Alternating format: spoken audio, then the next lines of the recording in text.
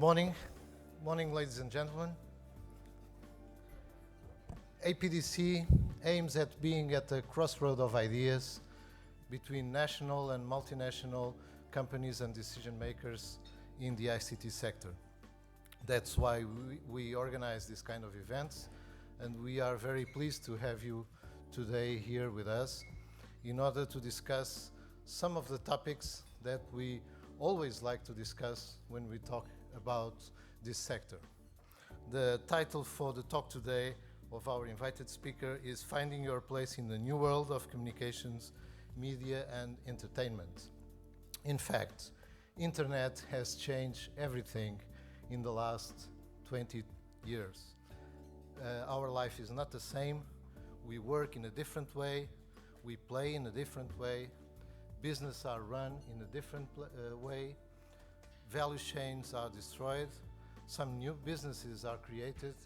Everything is different with Internet, even the communication sector itself, even the way we deal with media and with communication.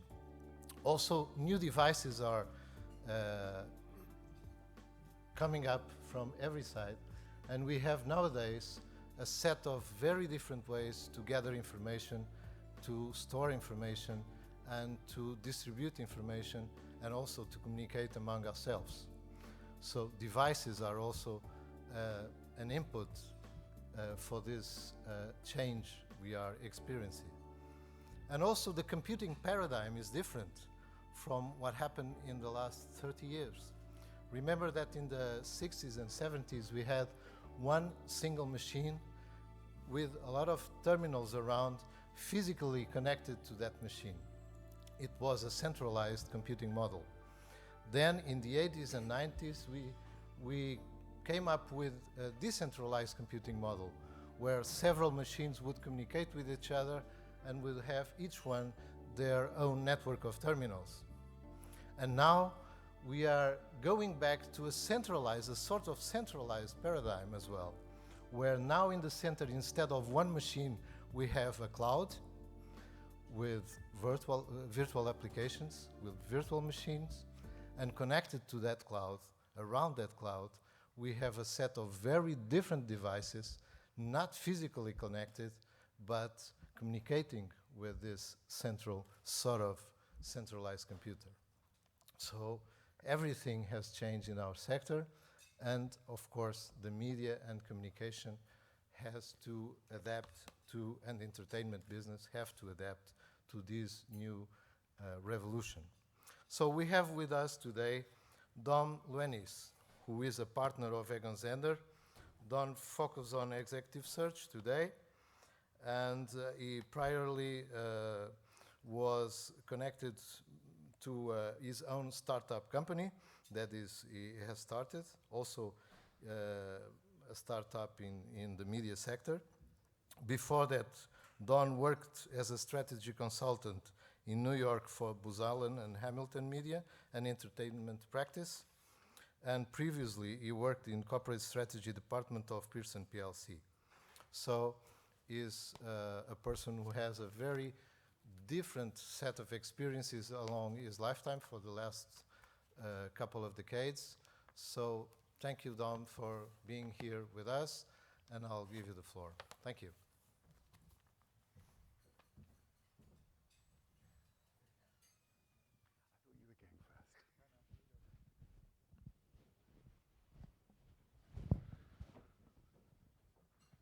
Good morning. It's very nice to be with you. I'm going to whiz through my perspective on what's going on in the world, the converging worlds of communications, media, and entertainment. It makes no pretense to be a comprehensive tour, and I'm no longer a strategy consultant, so I don't have to give you the answers. But what I will hope to do is, having given a kind of picture of some of the trends that are happening, talk about their implications for where you and we intersect, which is the talent agenda. And we will cover it starting really with a picture of what we see happening as Egon Zehnder in the market. And I suppose it's necessarily a UK point of view because media remains quite a parochial national industry. But what's interesting about the UK is there was recently a G30 audit of digital economies. And actually the UK is, it turns out, the most evolved digital economy as measured by the percentage of GDP that comes from digital business, which in the UK is 8%. So companies like Google actually look to the UK to try and anticipate what's happening. So hopefully the insights from the UK will be interesting here, albeit that probably the circumstances here are very different.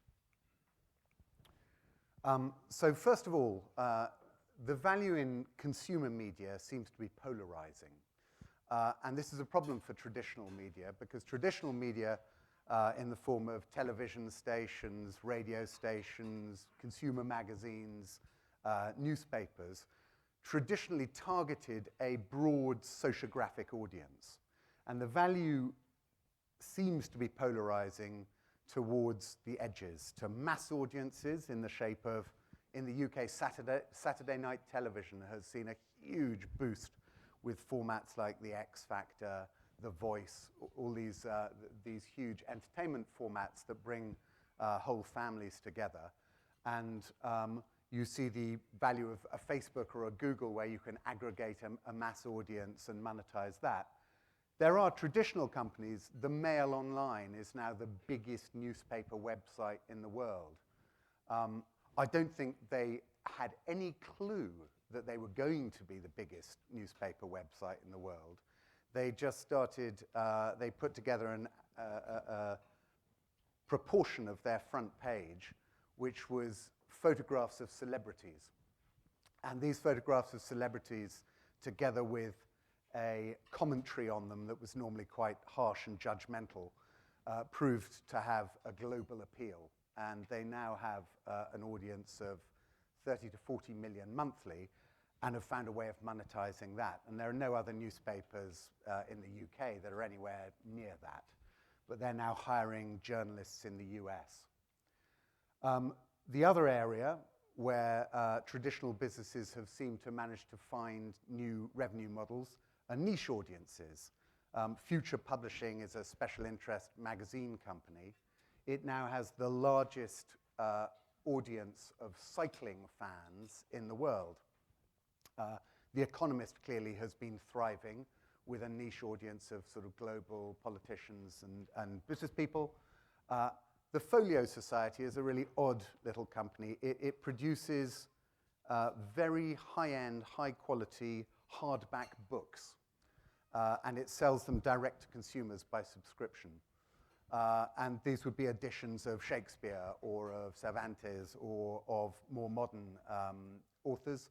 And it's done phenomenally well because it can use the internet to identify a small group of interested people and can sell directly to them.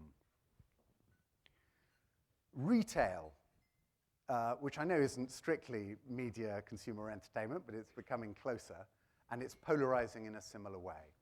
So you see traditional bricks and mortar retail hugely threatened by the new e-commerce players for obvious reasons.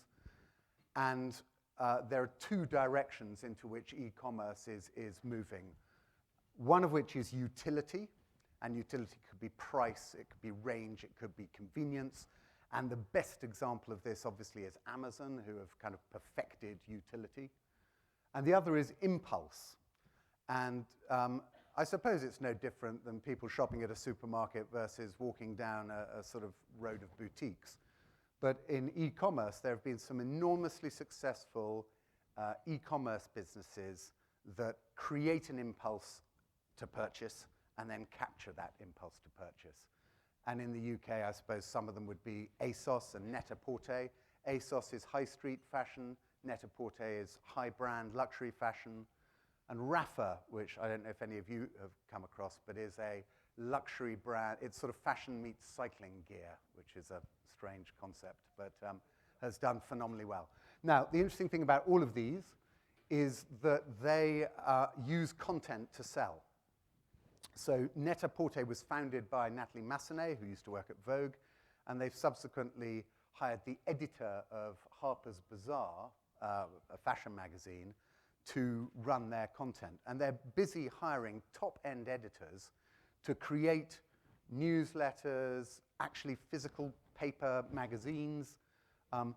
They're using content as a way of merchandising their goods, which begs the question whether traditional media couldn't go the other way around and use their content and enable transactions more effectively. So content and commerce are converging. Now, in theory, traditional media companies could go direct to consumers, but in practice, in the mass market, there's now a huge bunch of intermediaries who have the mass audiences, the likes of Google, Apple, and Amazon.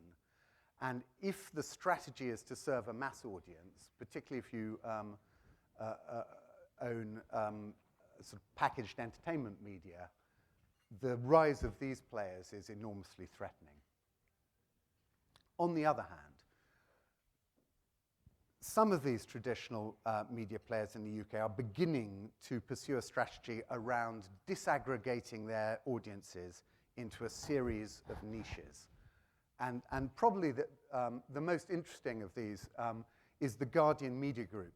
So the Guardian Media Group traditionally had UK newspaper eyeballs and went to the market to sell UK newspaper eyeballs. Increasingly, as it grew online with free content, it realized that it had a series of niche audiences that it was serving. And that ranged from business to business audiences. It has a huge presence in media. It always had a media supplement. It had a huge presence in education. It was where all the teaching jobs were advertised. And the same in the public sector more largely. And in the last year or so, they've begun to realize that actually what they should do is segment the commercial side of their business to follow the traffic of their websites. So in education, media, and public sector, they can create businesses that are based around subscription, events, conferences, as well as online classified to fill the jobs. Then the other thing that the internet did was clearly to denationalize it, if you like, to make it available worldwide. And The Guardian has created enormous audiences in the US because it's a liberal paper and a very overtly liberal paper. And the US does not have such overtly liberal newspapers. And also in the Middle East, where for the Arab Spring, it actually set up an Arabic blog and hub where Arab commentators were commenting in Arabic as well as in English. And they became the place where a lot of the communication, the commentary around the Arab Spring happened. And they are now sending out advertising teams to the US, to the Middle East, to try and monetize those audiences, sort of in the way that The Economist might. So you have a niche audience, but it's a very high value because it's a wealthy niche audience. And you can also do, again, conferences and events. And then the last area is they're following the future publishing model, which is in certain areas such as cycling or food. They can build a magazine audience online and through print, whereby the cycling manufacturers are paying for the content. So cycling manufacturers are saying, we'll give away cycles, for example. They're giving promotional videos. And the audiences are uploading their cycle maps, so they're then spending more time there. And you have moved the monetization of those audiences from a cost per thousand model, from a CPM model, to a cost per click. Essentially, you've moved from an eyeball model to a transaction model. So the Guardian is a really interesting example. They're not there, but they're moving in that direction. EMI, everyone thinks of EMI and the Terra Firma takeover as a disaster. And if you're a Terra Firma investor, it was. But EMI actually did an astonishing operating turnaround, When they took it over, it was literally in free fall from it had been 200 million EBITDA down to minus 50, heading further down. And they bounced it back up, back into profit, while increasing they did a lot of cuts, but they also increased the bottom line. And the way they did it was to segment their audiences very cleverly. So, for example, the Beatles. They owned the Beatles catalogue, which was obviously quite valuable. Beatles records sold. They typically sold at premium catalogue pricing. So the way that catalogue records are sold in the old days and for 40 years was to take the records that had done well when they were first released and call them premium catalogue, take the records that hadn't done as well when they were first released and call them secondary catalogue. Premium catalogue, you priced high, say in the UK it was £9, and secondary catalogue, you priced low. Well, with the Beatles, everybody's heard of the Beatles, and the guy who came in to run catalogue thought, if we actually flip that pricing, we will make up in volume what we lose in margin. And he had to prove this by running a regression against every SKU, physical, digital, in every country, single album, for 5 years. But he proved that the way that the record companies had actually been pricing for the previous 50 years was wrong, and they flipped it. So suddenly you had the Beatles on sale at £4, and they sold tens of millions of copies. At the same time, he knew there were people who'd paid £200 for the Beatles. So he segmented the demand curve, and he had Beatles products from £4 up to £200. And he repeated that with other artists. So EMI were able, by dint of that, to massively increase the value of their catalogue sales through smart consumer marketing, if you like. Channel 4 is another example. Channel 4 was a business that was set up to represent the alternative, represent minority activities, and take it onto the mainstream. So it was a television channel that was all about what you didn't see elsewhere on television. That's now done by the internet. Essentially, the internet is the place you can go to see the things you haven't seen. And so Channel 4 instead is focusing on a very small demographic, understanding everything about it, and selling to advertisers inset into 16 to 24-year-old men and women, boys and girls. That's how you look at it. The Times has gone behind a paywall. Its bet is that it can make more money out of an elite group of subscribers sitting behind a paywall, selling them club-like services, concierge-like services, than it can out of diminishing subscription and advertising revenues. It certainly hasn't proved that to be the case, but that's its bet.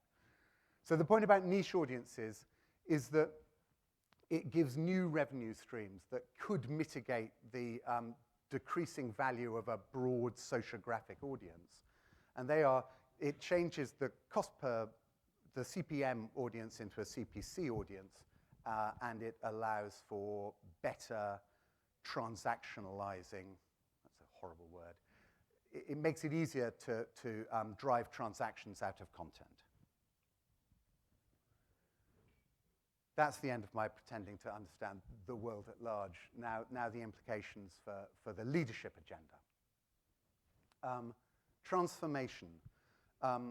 So this is an analogy that was given to me by one of my clients who's in a traditional publishing company. And she said, she has 3 divisions. She said, I see my divisions, my publishing divisions, as tankers. And they're very difficult to turn, and they're headed in one direction. We know that that direction has diminishing returns. And what I have is tanker drivers who are very good at slowly moving the tank around. So people who optimize the business. And I think you probably, it's familiar to those people who are in traditional businesses that the last few years with the economic circumstances, the best strategy or the prevailing strategy has been optimizing the business. So these are people who operationally understand how to get the best of the business as it is. The trouble is that the people who are best at optimizing an existing business are almost inevitably not the best at charging off in a new direction and changing the business or running a new business. So to compensate for this, a lot of companies have either created or acquired what she calls speedboats, which are standalone digital businesses. And they sit apart and they whiz around the existing business. And you try and learn stuff from these acquired businesses, and you try and translate those lessons into your existing tanker businesses.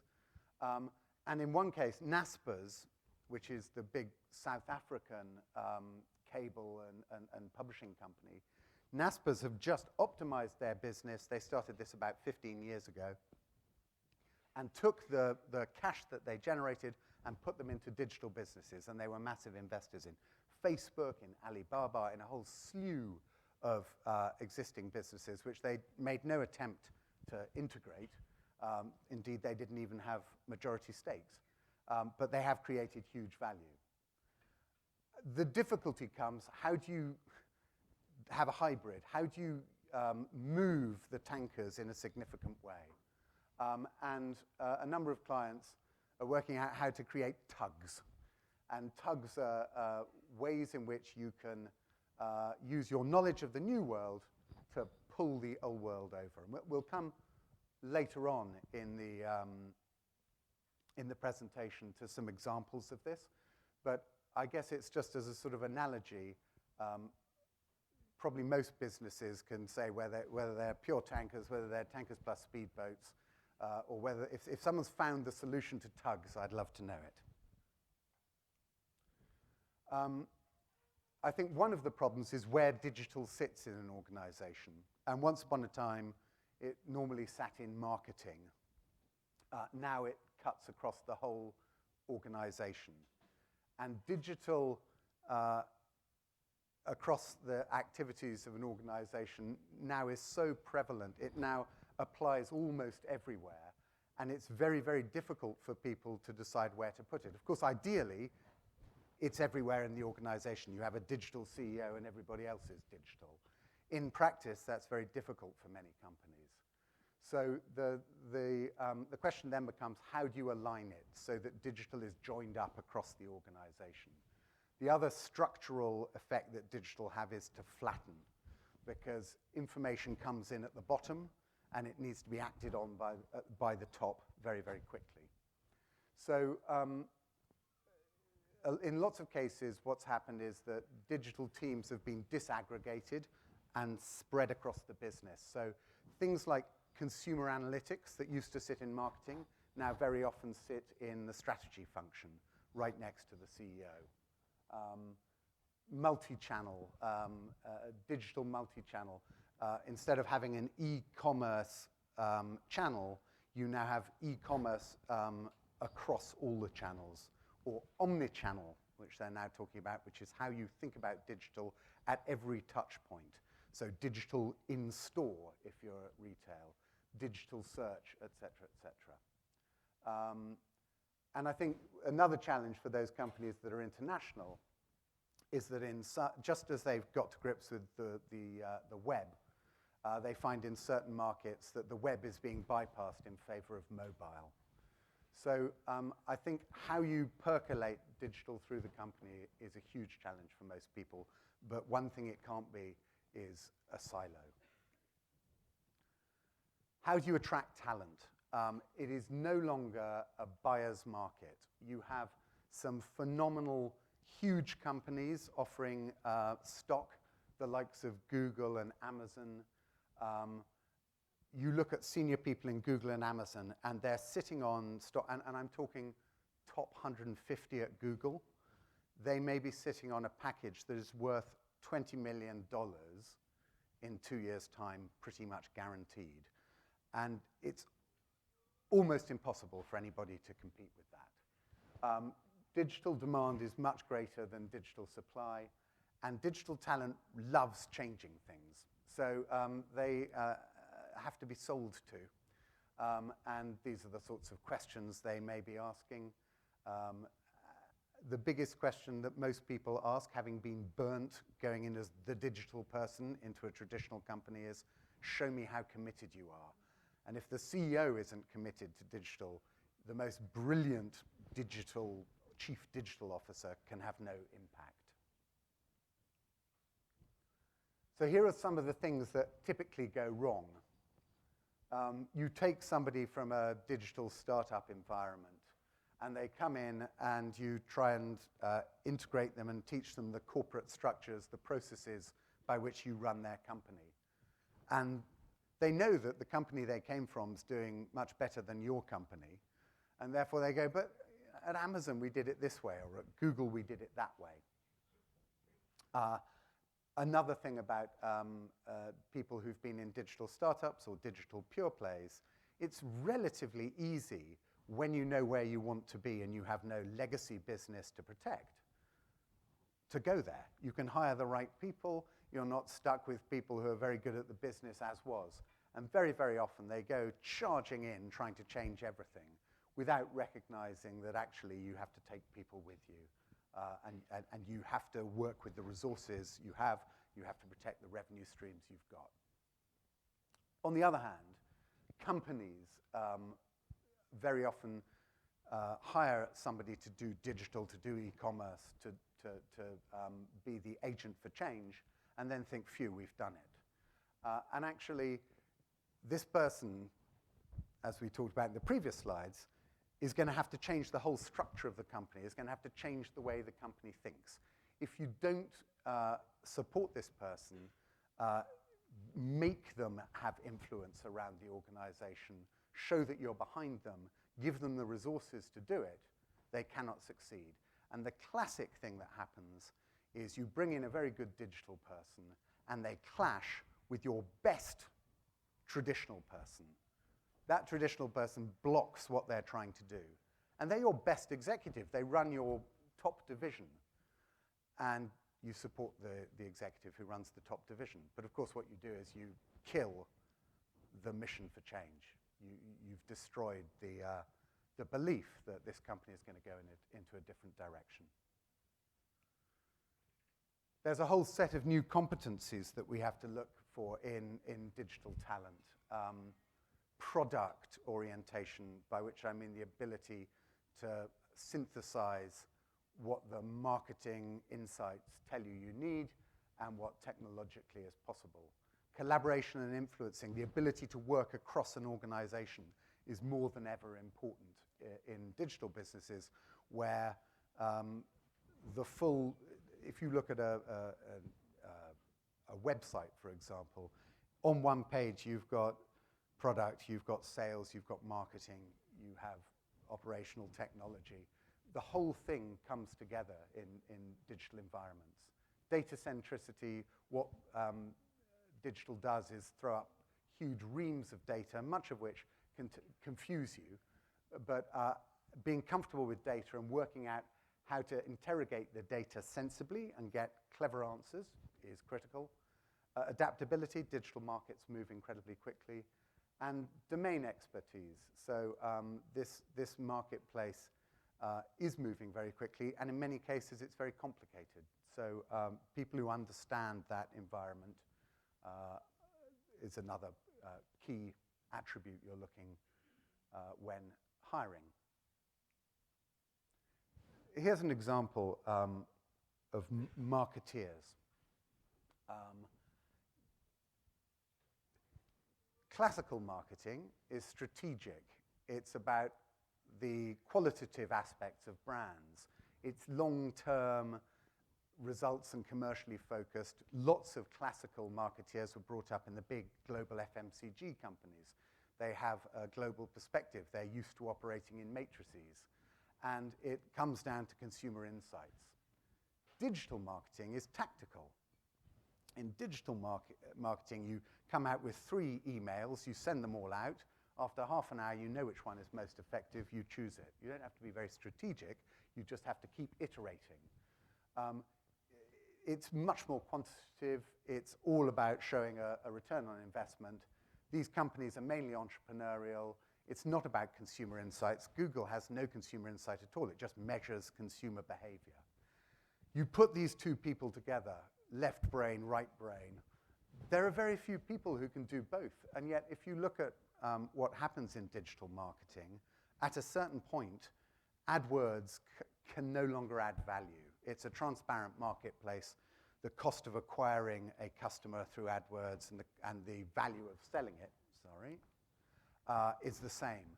So the bigger digital marketing companies have to go back into brand advertising. We see this in the UK, the big growth categories in brand advertising, in television advertising. Businesses that were spawned purely out of digital, price comparison, online travel. So trying to find these people who span an understanding of both worlds is really, really difficult. But I think more generally, if you look at Apple's success, it was about left brain, right brain, art and science. And trying to identify people who can do both sides of this equation is really important. Most of all, digital needs to be at the heart of what you do. So you need to understand enough about it to know what a good digital person is like. And we all know that there are millions of digital people who can stun with lots of complicated words and phrases and acronyms, SEO, SEM, CPC, et cetera, et cetera. Actually knowing what good looks like, understanding which companies have been effective and why is one very important thing. Second thing is the role has to be clear, and if you actually want to change a company in a digital direction, the CEO has to be behind it. Then it needs the board and the broader leadership sponsorship. If someone's blocking it and you're truly committed, the blocker has to go. You need to reward experimentation, because digital is all about cheap experimentation, measuring results and putting the money where you get the results. And then you need to develop a career path for digital talent, because too often you have a chief digital officer who's never ever going to be allowed to move into any other role. And after a while, surprise, surprise, they go elsewhere. Speaking against my own business, external recruitment, where the supply is much smaller than demand, is a pretty hit and miss game, if one's honest. I turn down a lot of digital marketing searches. And instead I say, take young, smart people who are both quantitative but have a bit of creative flair and develop them. Training and development of smart, young people should probably be your first stop, rather than going out into a marketplace where you will overpay for a lot of mediocre people in a world that's moving so fast that their experience becomes decreasingly relevant. And then the other way, and this has been quite successful for some companies, is acquiring another company.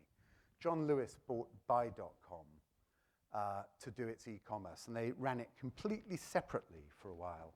And then I think over 10 years, it's now completely integrated. It only became completely integrated last year.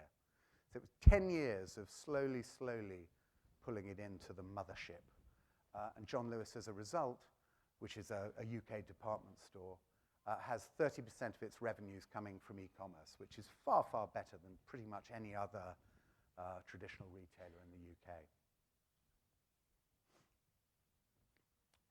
I think the board agenda is pretty important here, because most boards are hopelessly ignorant of digital. Most of the people on the boards aren't heavy users of particularly of emerging digital platforms and services. So they have an email account and buy some things, but they certainly don't understand what's happening in social media. I think a lot of board members lack understanding of the specific operational challenges. We're amazed. In the FTSE 100, there are only 3 CIOs from an executive point of view who sit on the board. And very few FTSE 100 boards have somebody who really understands technology on them. And how can you make these enormous investment choices without a sort of greater understanding across the board of what it entails? And then this cultural change that needs to happen in companies trying to transform. Again, that cultural change, you don't see a lot of entrepreneurs on boards. You see people who have strong corporate backgrounds. Very often, a board says, right, we need some digital talent, and they hire a big name from Amazon or Google or some famous startup. And the trouble is that if you've done a startup and you've created a travel company, It's easy compared with transforming a traditional business. You didn't have to protect your legacy revenues. You didn't have to take talented people and transform them. You just hired the people for the jobs that were clear. So people, you talk to chairmen of people who got absolutely brilliant entrepreneurs, digital entrepreneurs in their company, and they say they're very good at defining the destination, but they're not very much help in taking us on the journey. Management should push for boards that can help transformation.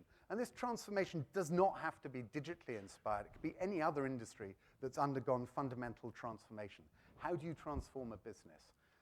Relevant operational expertise. In this case, it could be technology. It could be developing talent. How do you, a company that's totally retrained a sales force, for example. And board members need to immerse themselves in understanding how this is changing. And acquisition can help. I saw Tesco acquired this business called Blinkbox, which was online video,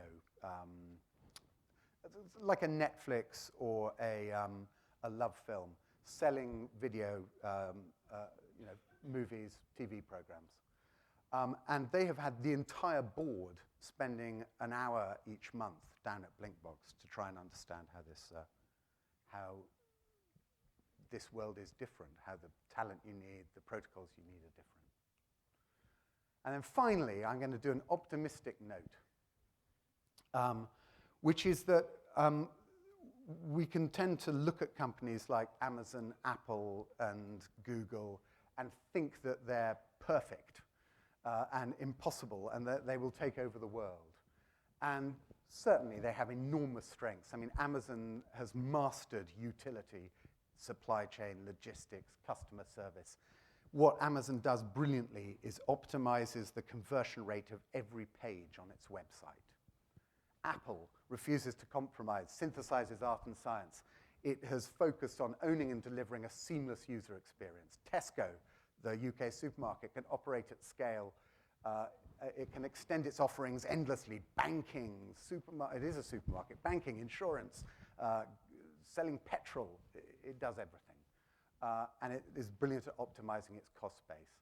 Facebook has this amazing value to users and created a platform for consumers to express themselves, an ecosystem for developers. But in every case, what they're really good at has a corresponding weak side. I had 2 conversations with Amazon in the last 6 months, one with their head of European talent recruitment.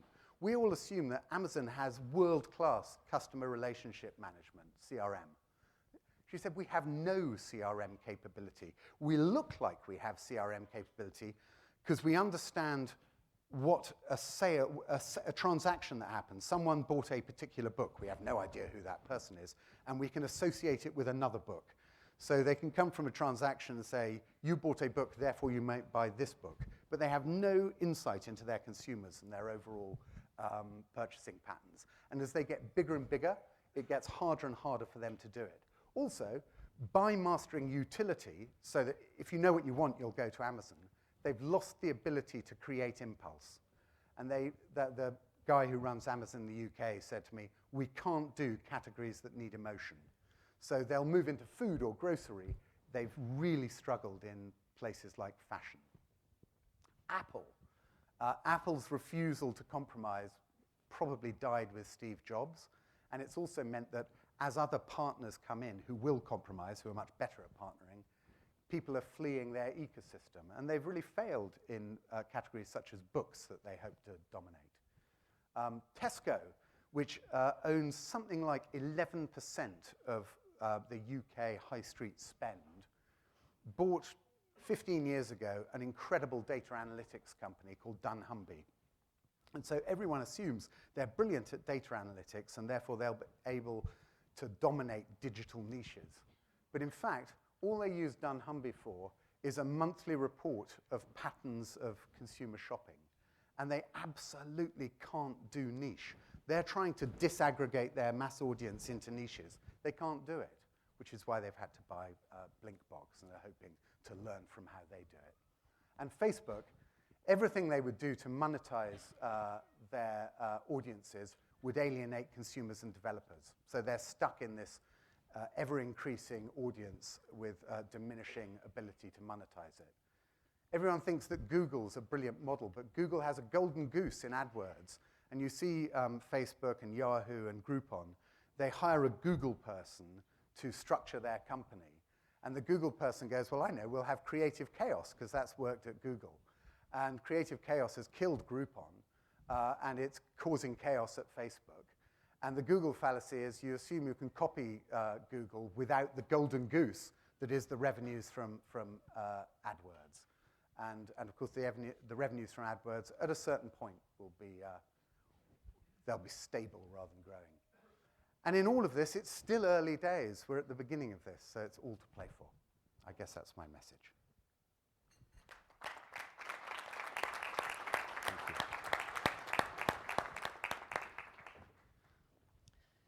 Don't know how to turn it off. That's fine. Dom, thank you very much. Thank you very much for the presentation. Thank you very much for sharing with us your ideas about this new world. Now, Dom has to leave now for the airport, but we'll have a panel here to discuss the implications of what he has just shared with us in Portuguese. Fortunately, since Dom will be leaving, we can have this advantage of having this discussion in Portuguese. So, Dom, thank you very much, and vou mudar então para português e convidar então os membros do painel para se sentarem aqui comigo. Entretanto, eu vou-me apresentando. O meu nome é Paulo Simões, sou partner da Egon Zehnder e o comissário de talento da APDC, e aqui connosco à minha direita, andando pela vossa esquerda, o João Couto, o novo diretor-geral da Microsoft e antigo administrador da Vodafone e partner da IT Kearney, e, portanto, pode dar uma perspectiva tanto do lado das tecnologias como do lado das telecomunicações. O Pedro Norton, ex-presidente da APDC e atual CEO da empresa. O Rogério Canhoto, CEO do Avas Media Group e também um ex-diretor das telecomunicações, portanto, também pode dar uma perspectiva desse lado. E o Luís Carvajal, meu colega da Egon Zehnder e responsável pela nossa prática de telecomunicações na Europa. Portanto, podemos ter uma conversa em português até aqui e depois ali em portunhol. Portunhol, isso sim. Está ótimo. Muito bem. Eu vou-me sentar então e vamos começar. Vou só buscar ali os meus papéis.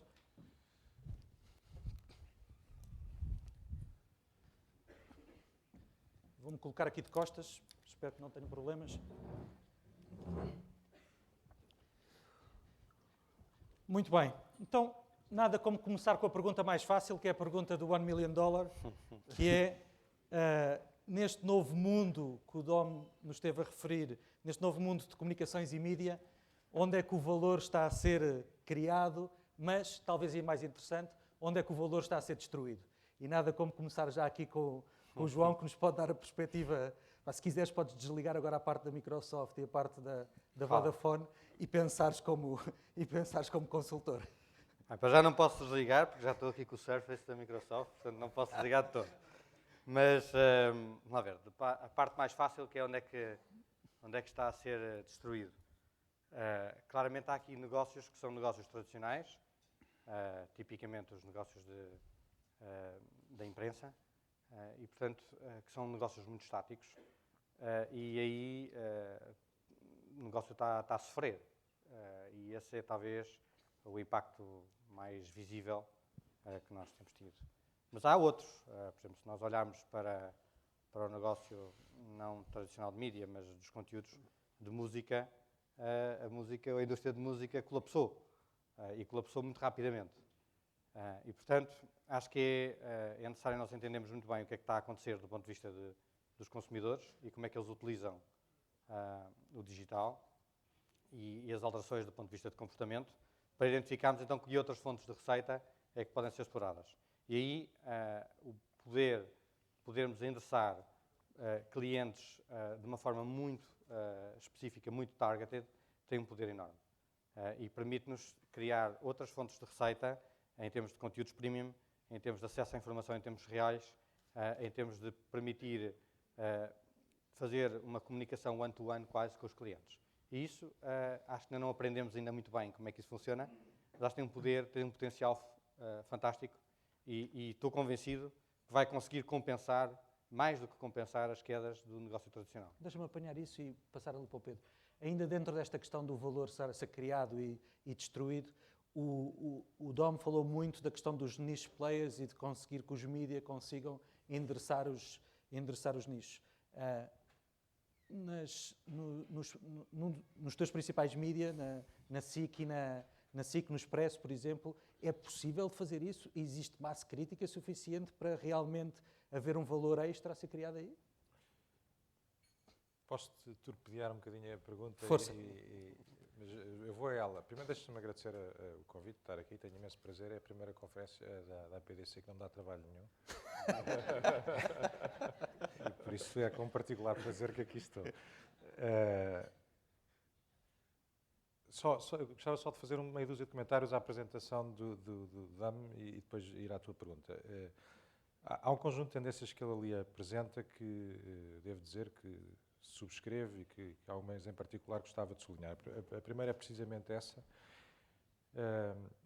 que tem a ver não tanto com a inevitabilidade da fragmentação e dos nichos, mas com a ideia da coexistência num universo em que convivem em paralelo um mundo de mídia de massas e um mundo de mídia muito targetizado. Eu acho que cometemos um erro se é inteiramente verdade que há uma tendência para a fragmentação, é inteiramente verdade que há uma necessidade de endereçar públicos cada vez mais targetizados, mas o que se prova também nos últimos anos é uma extraordinária resiliência de alguns meios de massa, nomeadamente a televisão generalista. Podemos arranjar imensas explicações que vão desde o caráter social da televisão, há esta característica muito humana que é a preguiça, até uma coisa que eu costumo chamar o círculo virtuoso do investimento, que permite criar valores de produção mais altos e que criam barreiras de entrada e que, por sua vez, permitem atingir audiências mais altas, servir melhor os serviços dos anunciantes, que, por sua vez, voltam a financiar. Portanto, é difícil quebrar este ciclo virtuoso de investimento também na televisão jornalista. Então, eu concordo muito com essa ideia. Concordo muito com a ideia que ele sublinhou de haver uma cada vez maior tendência para, isto é sempre polémico dizer, mas uma maior tendência para uma maior integração, maior trabalho em conjunto dos mundos editoriais e da comunicação comercial. Obviamente dentro de regras deontológicas claras, dentro de regras legais claras, mas é uma tendência. Não sei se especificamente o e-commerce, mas seguramente toda a temática do product placement é uma área com uma margem de crescimento imensa e que nós em Portugal temos vindo a trabalhar de forma relativamente sofisticada. Para dar um simples exemplo, a SIC aqui há uns anos no Laços de Sangue, tem um exemplo célebre com a Oliveira da Serra, ao integrar uma marca comercial no próprio enredo da novela. Eu julgo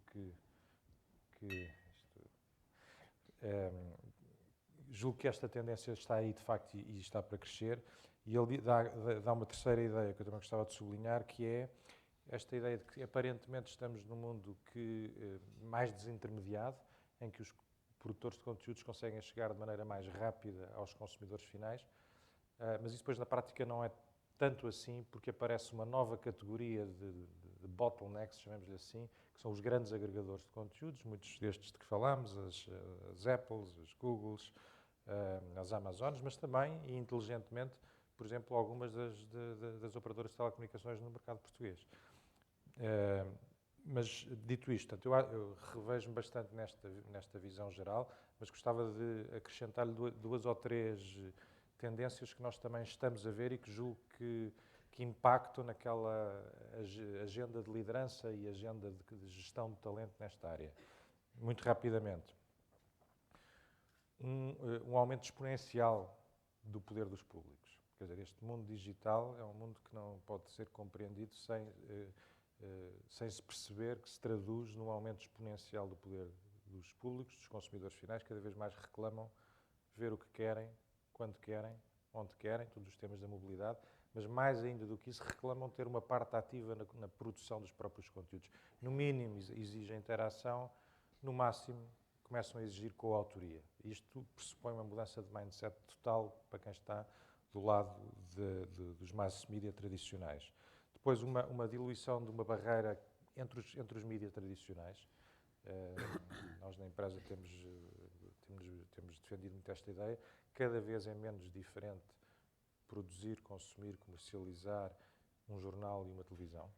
Isto é uma ideia que fará cada vez menos sentido. Há uma enorme diluição de barreiras entre os meios tradicionais. Há uma própria alteração do próprio conceito de conteúdo, que eu julgo que cada vez menos é só a substância, só o conteúdo, passa a ser cada vez mais a forma, mas também o ambiente em que ela é consumido.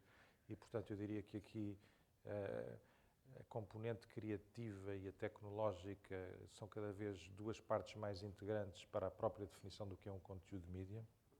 E, finalmente, uma coisa um bocadinho mais genérica e teórica, aquilo que nós costumamos chamar na empresa o princípio da incerteza. Nós passamos toda a vida a imaginar que vamos passar de um paradigma para o outro, do paradigma do analógico para o paradigma do digital, e depois é o paradigma não sei o quê, depois as coisas estabilizam e a malta percebe o mundo. E eu acho que não é assim. Eu acho que não vamos para paradigma nenhum, vamos viver em confusão o resto das nossas vidas, e provavelmente em confusão acelerada, e temos que assumir isso.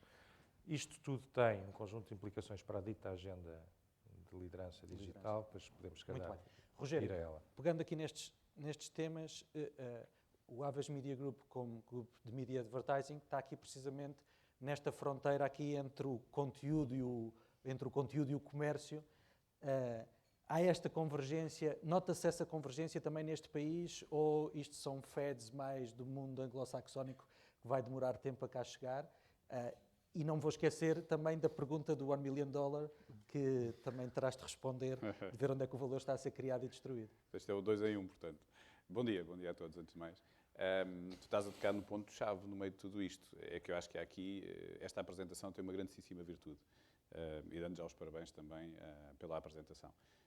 Tem uma grande virtude, que demonstra claramente o dilema ou a dualidade em que os gestores de hoje em dia se debatem todos os dias nas suas empresas entre um mercado que era o seu, era um mercado relativamente estável, que entrou numa profunda transformação. Essa profunda transformação com uma série de fatores pelo meio, mas temos certeza que um deles é claramente o turbilhão tecnológico que está a contaminar, esta digitalização que está a contaminar todos os setores, onde as regras que nós aprendemos nos nossos cursos superiores, nos nossos mestrados, o saber passado ao longo das empresas e ao longo das gerações está a ficar completamente desatualizado, em que tudo aquilo que nós tínhamos como soluções de sucesso tornam-se cada vez mais ineficazes e, portanto, nós lidamos com isto todos os dias. Eu costumo chamar isto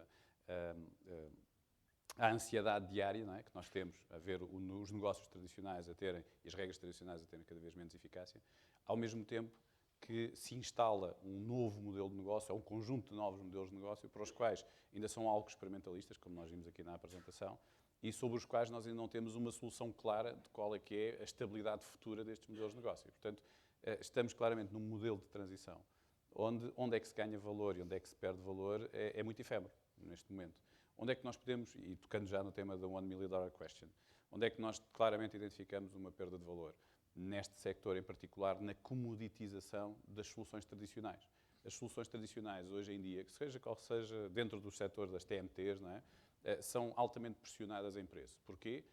Porque, efetivamente, sendo transformadas numa commodity, e há uma pressão no mercado, efetivamente, para que elas sejam transformadas em commodity, criam uma não diferenciação, e essa não diferenciação, obviamente, faz uma pressão em preço enorme. A outra área onde nós percebemos que se está a perder preço é na intermediação tradicional. Qualquer que seja a intermediação que nós tenhamos. O meu setor em particular e a minha empresa em particular sofre diariamente esta pressão. E, portanto, a desintermediação é um fenómeno que só se consegue combater neste processo de transição por adicionar valor. Então, aí entra o tema onde é que nós podemos ganhar valor em tudo isto. Eu acho que há aqui 2 ou 3 fenómenos fundamentais. O primeiro é pensarmos que neste novo entorno e com estas alterações todas que se estão a verificar, há uma coisa que para nós é fundamental. As relações, a forma como o consumidor se relaciona com as marcas está a mudar de forma radical.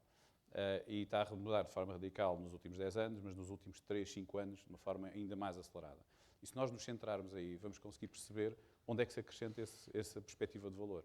Uma delas tem a ver com todas as empresas que vivem neste mercado necessitam de compreender melhor como é que o consumidor consome e como é que o consumidor consome, no nosso caso, mídia, como é que o nosso consumidor consome publicidade e, portanto, tudo o que sejam serviços, atividades, know-how que se consiga desenvolver nessa área é claramente um agregador de valor. Há fenómenos de reintermediação, porque, como nós vimos, a intermediação tradicional, aquilo que podemos chamar de intermediação old school, está efetivamente a desintegrar-se, mas uma reintermediação muito baseada em informação. No outro dia, nós depois vamos falar isto de certeza mais à frente, estamos aqui a querer contratar novos perfis para a organização e há um deles que se chama Data Scientist, que ainda estamos a tentar descobrir o que é um Data Scientist, mas na realidade é alguém que tem que processar um conjunto de informação bastante potente para daí tirar alguns inputs que possam ser úteis para os nossos clientes, para nós próprios, para sabermos onde é que temos que desenvolver a organização. Como é que isto entra? Diz? Tens certeza que isto não é um computador? Um dia será. Qual é a parte da convergência entre o comércio, o conteúdo e o digital? Nós temos vários casos interessantes que fizemos com alguns clientes e temos um em particular que fizemos aqui com a SIC, ainda há pouco estávamos na mesa a comentar isso, de uma empresa com quem nós trabalhamos, é o Banco Santander Tota, em que pegou num tema que era um território que queria trabalhar, o território da música, e fez uma associação com a SIC, o programa de Ídolos, desenvolveu spots estendidos com os indivíduos, os miúdos que vão aos ídolos cantar, foram eles que fizeram os spots. Esses spots deram origem à publicidade, à própria publicidade do Banco Santander Tota, que por sua vez criou um produto específico para uma camada mais jovem. E, portanto, este mix, como o Pedro dizia, entre o componente editorial, a componente de conteúdos, os negócios das empresas, a comunicação, a publicidade, está cada vez mais a convergir. Isto só se conseguiu porque a Avas, com a SIC e com o Banco Santander Tota, conseguiu desenvolver em conjunto um conjunto de soluções que depois se transformaram em negócio, efetivamente. Antes ainda de passarmos à parte da liderança, Luís, eu acho que nós temos de tomar aqui vantagem do facto de tu não seres português e, portanto, poderes falar à vontade sobre determinados temas e também o facto de não termos aqui ninguém do mundo das telecomunicações deste lado, mas do lado aqui da audiência temos várias pessoas que representam o mundo mais das telecomunicações. Como é que estas mudanças estão a causar impactos sobre os operadores de telecomunicações e como é que os operadores de telecomunicações europeus estão a conseguir tirar valor ou a autodestruir parte desse valor? Bom dia a todo mundo. Desculpa para o meu português, eu falo portunhol e mesmo falo um sotaque brasileiro, então desculpa é dobra. Acho que os operadores têm uma situação bem complicada. É fantástica, é um mundo de oportunidade. Mas é verdade que eles hoje estão um pouco perdidos. De um lado, tem os operadores que pensam que eles têm que ser uma utility e bem ser os melhores para ser a utility e poder dar a comunicações mais adequadas para que as OTTs famosas possam ser agregar valor añadido. Mas é muito difícil porque os investimentos de 4G ou de 3G antes são muito importantes. Mesmo agora, todo mundo está demandando que as OTTs estão ganhando todo o dinheiro e os investimentos são as telcos que estão fazendo o investimento. Não? E agora, os operadores de telecomunicações têm que ver que coisas podem fazer com partnerships com os OTTs, jogando num mundo que eles não estão acostumados, que eles não conhecem bem. Eles estão fazendo uma mudança tremenda. E tem operadores que estão fazendo como Telefónica, eles têm, na Espanha, no grupo Telefónica, eles criaram Telefónica Digital, mas a estratégia de Telefónica Digital não existe, eles fazem tudo. Eles têm um venture capital dedicado ao mundo puro, online, não ligado a telecomunicações. Eles têm um venture capital ligado às telecomunicações. Eles têm um seed capital não ligado a telecomunicações. Depois tem muitos verticais, mobile payment, health, video, mas a estratégia de verdade não existe, porque não tem, eles querem fazer tudo tentando ver se eles podem fazer alguma coisa depois disso. Estão comprando companhias, muitos operadores estão comprando companhias, mas depois não sabem o que fazer com elas, porque como o Dom falou antes, o talento é muito difícil de retener. Pessoas que não estão acostumbradas a passar por comitês de investimento, comitês de aprovação de preço, comitês de... Eles não conhecem, ou mesmo reporting, eles não fazem esse tipo de coisas. E o talento é muito escasso, se integram e muitos deles desaparecem. Mesmo Telefónica Digital, eles não têm, acontece com muitos operadores de telecomunicações, eles não têm uma pessoa... Muitos dos directivos que estão lá são directivos de operações, não são directivos do mundo digital. Estão aprendendo no mundo digital, que acho que é muito importante por um lado, mas muito complicado porque não está mudando a velocidade que provavelmente seria requerido em comparação com o que estão fazendo as OTTs. Muito bem, depois de termos falado do Million Dollar Question, temos de falar do Big Elephant in the Room. O Dom falou muito de 3 companhias, da Google, da Apple e da Amazon. Aqui neste painel estão representadas 4 empresas e provavelmente cada um de nós, a nossa incluída, Luís, olha para Google, Apple e Amazon como uma potencial ameaça.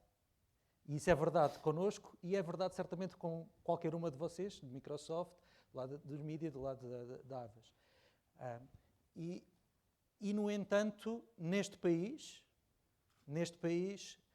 de algum modo, eles nunca estão presentes nestes debates.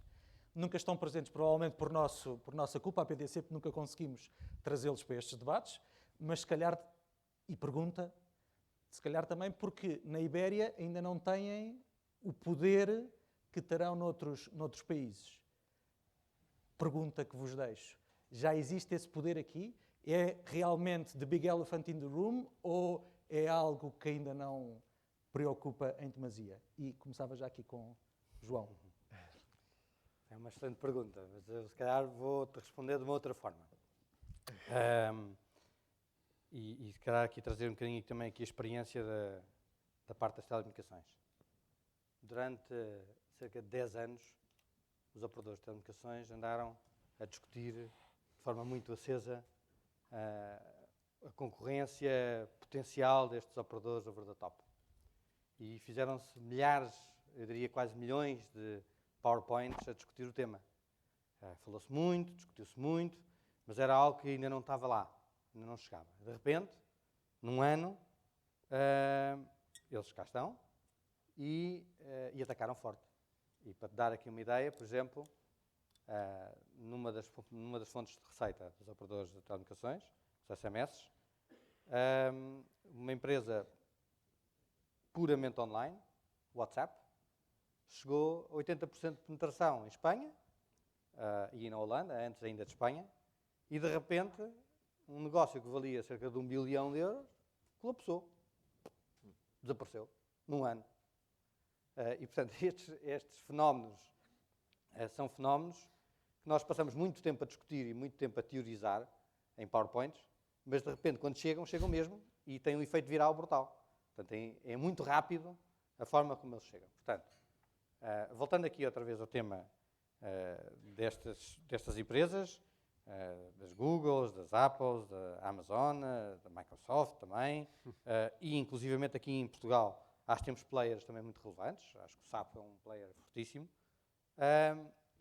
Isto cria uma dinâmica que é muito diferente do mundo que nós conhecemos. E quando entra no mundo viral, rapidamente ganha escala e nós deixamos de ter controle. Agora, isto não quer dizer que nós não consigamos viver ou conduzir o negócio sem passar por eles. Eu acredito profundamente nisto. E vou-te dar aqui um exemplo. E utilizando até o exemplo do Facebook, que também é outro dos players, by the way, que a gente convém lembrar-se. Eu hoje de manhã estava a ver o top 10 do Facebook e uma das páginas do top 10 é a página de unhas. Unhas, tem 2 milhões de seguidores em Portugal, que é fantástico. Se calhar a gente consegue endereçar este grupo de seguidores de uma forma diferente. E, portanto, acho que deixo aqui também um desafio, nesta lógica do niche, que não é bem niche, 2 milhões não é niche, de nós repensarmos a forma como nós olhamos para o digital. Pedro, não te vou perguntar se és seguidor dessa página ou não, mas Mas foi instrutivo saber que o João inferniza as unhas todas as manhãs. Sou muito ciente da minha saúde. mas em inglês a pergunta seria friend or foe, portanto é amigo ou inimigo. Sim. Pá, eu acho que tenho uma... Acho que deixa-me só dar um passo atrás para dizer o seguinte. Eu tenho... Acho que num mundo tão complexo como aquele em que vivemos, nós não podemos ter a ambição de ter dentro de casa todas as valências necessárias para conduzirmos os nossos negócios. Não podemos ser gigantes em tudo e estar ao nível de excelência em tudo. Claramente, as empresas do universo dos mídia, o tema da tecnologia em geral é um tema que se foi transformando e é hoje uma variável crítica de sucesso para uma empresa de mídia. Tem graça, há bocado na apresentação de Dom, nós agora na empresa, na nova estrutura, temos alguém ao nível da Comissão Executiva do Grupo, que é um CTO, que participa na própria construção da estratégia do Grupo, ativamente, mas temos consciência de que não teremos nunca todos os recursos que têm alguns destes players no mercado. Portanto, eu acho que nós temos que ter uma estratégia de colaboração e às vezes de confronto e achar isso natural. Dou alguns exemplos. Nós, por exemplo, Apple tem condições muito draconianas e agressivas, mas é possível trabalhar com a Apple. Nós começámos relativamente cedo no mercado, para o mercado português, a trabalhar nas edições digitais das nossas principais publicações. Se eu te disser que o Expresso tem quase 10% da sua circulação paga vendida através da sua aplicação, não é vendida toda através da App Store, porque também a Apple se flexibilizou e permite que nós angariemos assinaturas de forma independente. É possível trabalhar, por exemplo, com a Apple e no fim do dia com custos que não são tão diferentes dos custos da cadeia física que existiam. Outro exemplo, nós temos uma parceria estratégica com a PT, que assinámos há uns anos, enfim, somos parceiros há muitos anos no mercado da televisão por subscrição, e temos uma parceria, assinámos uma parceria com eles para o desenvolvimento de um conjunto de aplicações com time to market que nós dificilmente conseguiríamos fazer sozinhos. Portanto, o nosso projeto é lançar 30 aplicações no espaço de pouco mais de um ano. Temos vindo a fazê-lo, obviamente baseado no revenue share. Eles metem o que de melhor têm, nós metemos o que de melhor temos e tem sido uma associação frutuosa. Dito isto, também há alturas em que temos que fazer frente. Há muito aquela ideia de que não se pode parar o vento com as mãos, e é verdade. Mas nós em Portugal também somos muito mansinhos e muito anjinhos e temos muito pouca capacidade de nos unir. Por exemplo, em relação ao Google, nós temos tentado liderar uma agenda pela luta da defesa dos direitos de autor, porque nos parece completamente ilegítima algum do modelo de negócio do Google, e ou a grande parte dos editores portugueses e europeus engrossam a voz, ou também não é possível funcionar. Portanto, eu diria que temos que ter esta relação, às vezes, esquizofrénica, hora de colaborar, hora de afrontar, mas se calhar a vida é mesmo assim, já era assim antes do mundo digital. Rogério, o teu negócio é um negócio de intermediação, por definição, e estes players tentam, de algum modo, dizem eles, desintermediar, mas na prática tentam ser eles os intermediários. Portanto, como é que trabalhas com esta gente? Eu costumo dizer que, em relação àquilo que nós chamamos as 4 irmãs, que é a Google, a Apple, a Microsoft e o Facebook, nós temos uma relação um bocadinho bipolar, ok? Porque não podemos viver com elas e não podemos viver sem elas. E por uma razão muito simples, se nós formos ver o que é que se está a passar. Do ponto de vista prático, o paradigma da comunicação com o consumidor alterou-se, como eu vos dizia ainda há pouco, em 3 anos, 10 anos, 5 anos. Esta última década mudou radicalmente.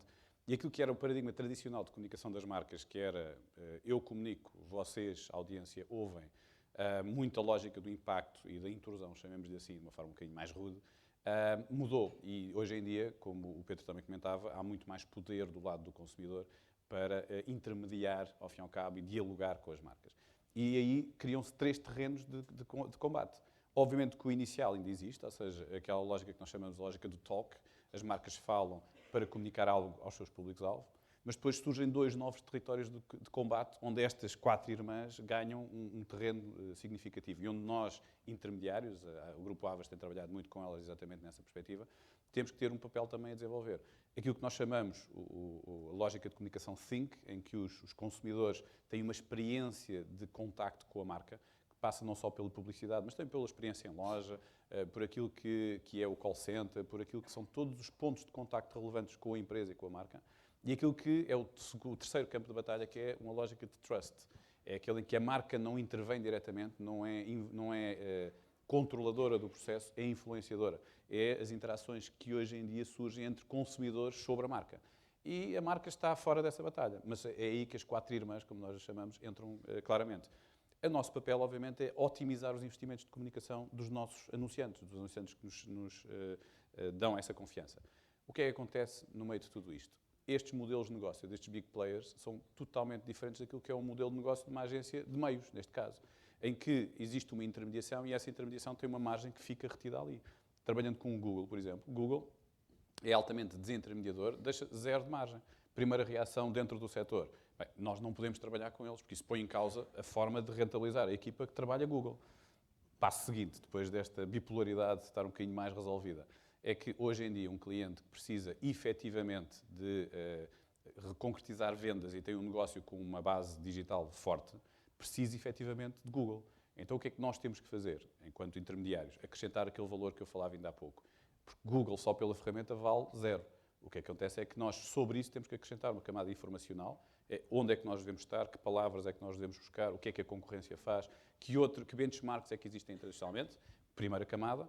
Segunda camada é que se nós só fazemos Google, a marca tem um problema. Não é tão eficaz, porque nós já percebemos que há 3 campos de batalha. O talk, o think e o trust. Então aí temos de ter uma lógica de comunicação integrada. Portanto, esta bipolaridade o que faz é com que, em algumas áreas, temos lutas fervorosas com estes grandes grupos. Estes tipicamente faz com que as multinacionais estejam bem preparadas aí, porque as negociações e os acordos que são feitos para prestar os melhores serviços nesta área são feitos globalmente. São casas-mãe a falar com casas-mãe.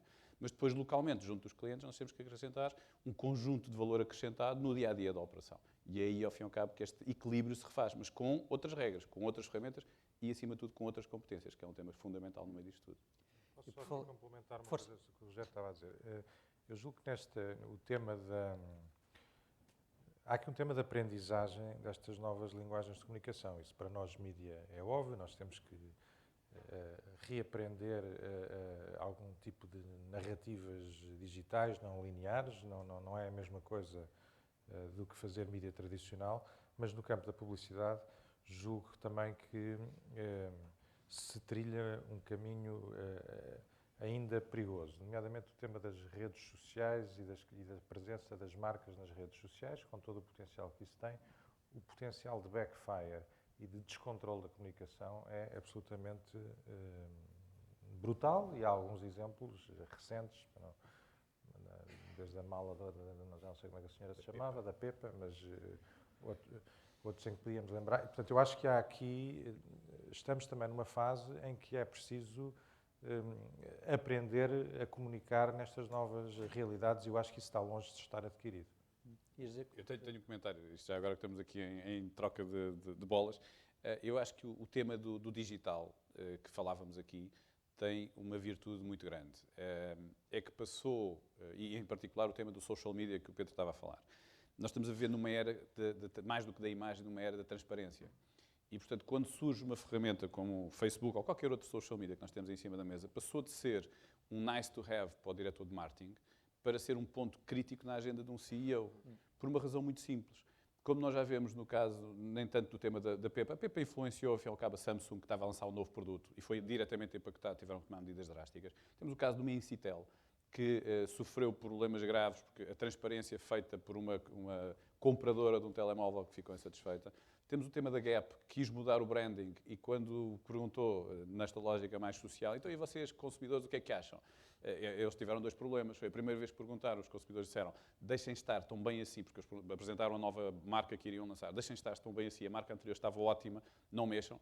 E o CMO, o Chief Marketing Officer, diz assim, bem, eles não gostam desta que nós estávamos a apresentar, vamos perguntar novamente, então o que é que eles gostariam de ver mudado? E eles responderam outra vez, não perceberam. Não mudem nada, deixem estar. E, portanto, isto é um tema que passa para a agenda do CEO, porque efetivamente tem impacto no seu negócio, na forma de estar, na forma de concretizar os seus parceiros também e, ao fim e ao cabo, no bottom line no final do ano. Não é? Passemos para o tema das pessoas e do talento e de uma coisa que nós estávamos ali a discutir na mesa e que o Dom também referiu, que é estes digital talents, para utilizar a expressão, estes digital talents, como é que se conseguem integrar nas nossas organizações ou, precisamente, a ideia é não integrá-los, mas conseguir trabalhar com eles? Como é que é? João, talvez começando por ti, utilizando tanto a experiência da Vodafone como da experiência da Microsoft, como é que é? É integrar ou é trabalhar com? Eu acho que temos que ver isto em dois cenários completamente diferentes. São os cenários de negócios novos, negócios que nós queremos desenvolver e que não são o nosso negócio core. E aí eu acho que há toda a vantagem em não integrar e em deixar continuar aquele ambiente de empreendedorismo que nasceu digital e que vai continuar digital. Eu vou-te, por exemplo, dar um exemplo. Os negócios que há pouco foram aqui falados, tipo Groupon e Voucher Cloud. Sim. São negócios que hoje em dia têm uma valorização de 100 vezes receita. Isto é impensável, não é? Os nossos negócios hoje em dia nós não medimos em receita, medimos em margem. E têm valorizações para aí de, sei lá, varia para aí de 2, 3 até 10 vezes. Eles são de 100 vezes receita. Porquê? Porque o potencial é enorme e porque o crescimento é enorme. E, portanto, um negócio destes, que é um negócio novo, que não existe hoje em dia, faz todo sentido mantê-lo à parte e dar-lhe todas as condições para que eles cresçam. Agora, outra coisa é quando nós queremos transformar o nosso negócio core em digital.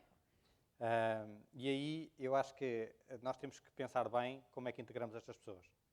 E tipicamente o que as empresas têm feito até agora é integrar este talento numa lógica de canal. Ou seja, ou são um canal de comercialização ou são um canal de comunicação. E isto é profundamente errado e normalmente dá muito mau resultado. Portanto, das duas, uma, ou isto, ou as pessoas se convencem e nós, enquanto gestores, nos convencemos que é preciso mudar o negócio e transformá-lo para um mundo digital, e então toda a empresa se mobiliza à volta deste objetivo, e era um pouco aquilo que estava a ser referido na apresentação, ou então falha. E temos um excelente exemplo, que foi aqui mencionado também, que é o exemplo de John Lewis em Inglaterra. Eles integraram completamente o digital no negócio core. Isto é um department store, portanto é um dos negócios mais tradicionais que podem existir. Hoje em dia são casos de referência não a nível UK, mas a nível mundial, com os tais 30% de negócio online, mas eles conseguiram integrar isto completamente no negócio. O que é que isto significa? Isto significa que quando um cliente vai à John Lewis e quer fazer uma compra e faz uma pergunta qualquer a qualquer um dos agentes que lá está, o agente leva um computador e mostra-lhe o produto que ele está à procura no site da John Lewis. E depois pergunta-lhe, quer encomendar já e quer ir buscar lá embaixo à loja ou quer que nós lhe entreguemos em casa? E isto parece simples, mas tem aqui uma implicação profunda. Porquê? Porque aquele agente tem um sistema de incentivos que para ele é indiferente vender na loja ou vender online. Claro. O que significa que o sistema de incentivos está integrado. Claro. Isso significa também que o canal também está integrado. Portanto, o cliente pode escolher se quer ir buscar o produto à loja ou se quer ir buscar ou se quer o produto entregue em casa. Portanto, a própria logística também está completamente integrada. Isto é pensar o negócio de raiz. E se nós não formos capazes de pensar o negócio de raiz, vamos demorar muito tempo. E, por isso, estes 8%, que, by the way, aqui em Portugal, é para aí 1 ou 2. Portanto, a Inglaterra, que é um caso de sucesso, estamos nos 8, nós aqui estamos no 1 ou 2. E a John Lewis a 30. Portanto, então, acho que é bem visível aqui a importância de olhar para isto como parte integrante do negócio e não como uma coisa à parte. Pedro, a empresa é um exemplo de, há anos atrás, ter uma área digital que não funcionou e de hoje em dia ter uma digitalização pela empresa fora? Como acho que temos todos de ter a humildade de reconhecer que estas coisas às vezes fazem com alguma tentativa e erro e, sobretudo, aprender com os erros que cometemos no passado. Nós, de facto, há uns anos fomos um bocadinho pela estratégia do silo, se quiseres assim, criando aquelas lanchas rápidas que andavam em paralelo E devo dizer que dentro do portfólio dos investimentos que fizemos, o saldo foi positivo. Muitas ficaram pelo caminho, mas nós ainda continuamos, nomeadamente, e é uma espécie de uma parte do grupo que está propositadamente um bocadinho longe, está sediada em Matosinhos, mas que continua a funcionar de forma mais ou menos independente e com margens interessantes. Temos algumas pequenas empresas na área da georreferenciação, com margens de 30%. Mas, quer dizer, a revolução grande que estamos a tentar fazer é passar, de facto, da lógica do silo para aquilo que eu gosto de chamar a lógica do vírus digital. Não queremos silos digitais, queremos vírus digital. Queremos toda a empresa contaminada com o vírus digital. O que é que nós fizemos para isso? A principal reorganização que fizemos agora no final do mês passado foi mudar a macro-governance do grupo toda. Destruímos as divisões operacionais típicas, as unidades de negócio típicas, e verticalizamos a gestão da empresa por processos. Eu não tenho um diretor-geral de televisão, não tenho um diretor-geral de imprensa, tenho alguém responsável por conteúdos editoriais, tenho alguém responsável comercial, tenho alguém responsável por venda de conteúdos, e cada um deles toca digital e não digital da mesma maneira. Portanto, o meu CEO da área de venda de conteúdos é responsável simultaneamente pelas vendas dos expressos distribuídas em banca, como pela estratégia das assinaturas em apps do expresso. Eu julgo que é a única maneira de nós conduzirmos efetivamente esta transformação. É difícil, foi um passo arriscado, mas eu julgo que é aquele que neste momento mais vai permitir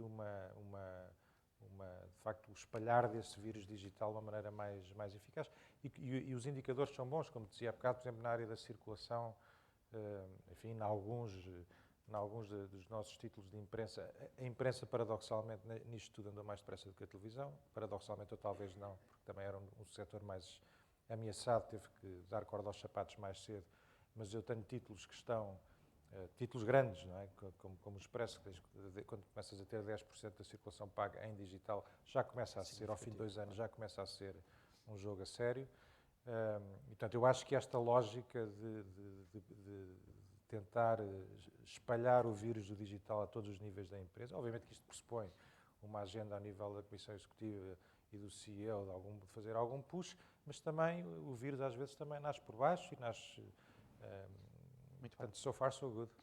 Ainda há bocado falávamos das unhas do João, agora vamos falar das borbulhas do Rogério e de um conceito interessantíssimo que ele tem, que é das borbulhas do Havas Media Group e de como é que tu consegues trabalhar com as pequenas